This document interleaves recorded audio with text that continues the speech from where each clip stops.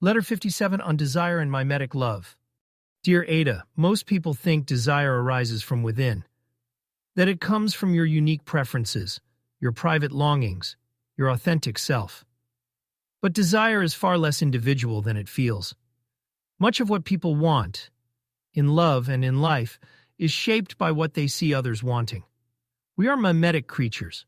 We learn desire by imitation. We are drawn not just to objects, but to what others signal is valuable. This is what makes desire so complicated. It feels personal, but it is often social. It feels authentic, but it is often borrowed. And nowhere is this more powerful, or more dangerous, than in love. Let me show you the hidden architecture of desire. 1. Desire becomes mimetic when it is fueled by comparison.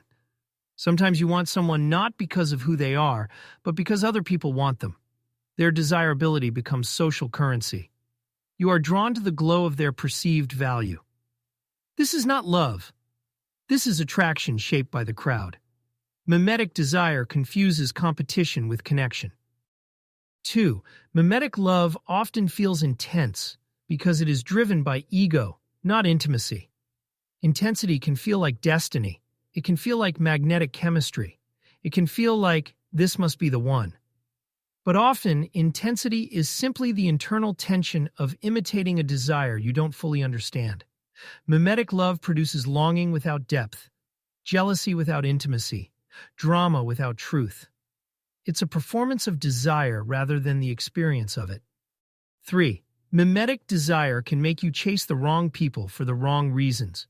You might chase someone because they are admired, they are praised, they are desired by others. They symbolize status or validation.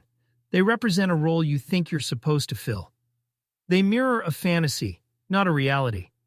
Mimetic desire attaches you to the idea of someone, not the person themselves. This is how people fall in love with projections. 4. Mimetic love collapses when reality enters the room. Once the projection fades, once the ideal cracks, once the fantasy dissolves, the relationship struggles. Because there was no other person being loved. There was only your imitation of someone else's desire. This kind of love evaporates under truth. 5. Authentic desire feels different, quieter, deeper, steadier. Real desire does not need an audience. It is not fueled by competition. It is not heightened by scarcity. It is not dependent on others wanting the same thing.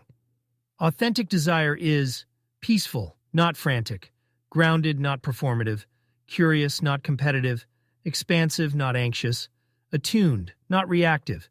It feels like recognition rather than conquest. 6. How do you tell the difference? Mimetic desire says, I want this because others value it. Authentic desire says, I want this because it resonates with who I am.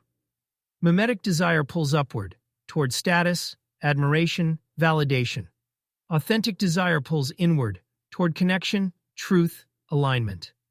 Ask yourself, would I still want this person if no one else approved?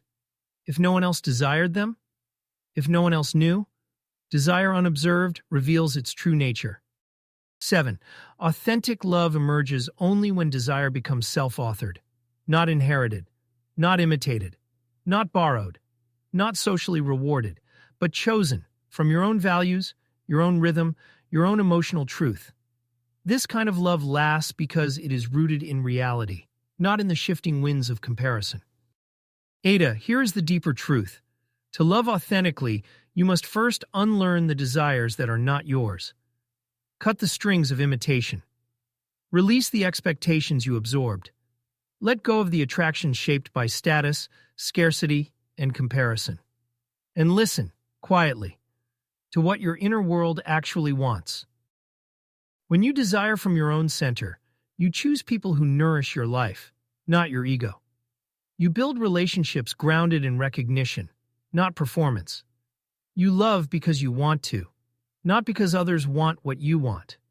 This is the kind of desire that leads to freedom, and the kind that leads to real, lasting love. A friend on the road ahead?